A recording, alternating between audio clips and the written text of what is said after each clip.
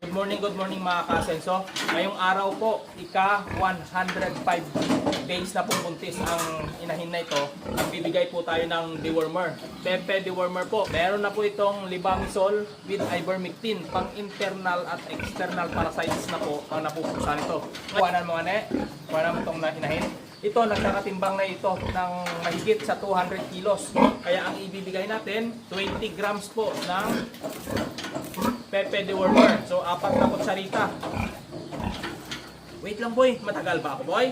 Wait lang. Ito na, oh. Ito, 1, 2, 3, 4,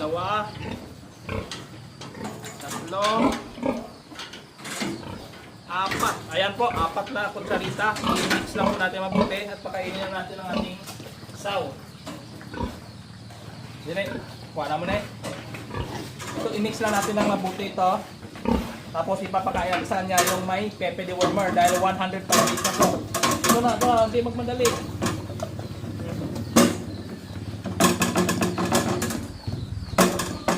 Ayan po, sa nagtatanong kung anong days ba dapat, kung ilang days na buntis ang saw bago magbigay ng pampurga, bago manganak.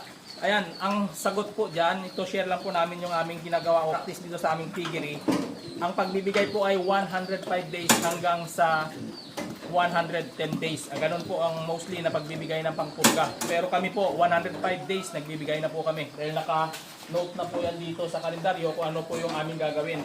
Ito po, tentative na mga anak sa 18, ika 114 days. Ayan, hanggang dito na lang po. Maraming salamat.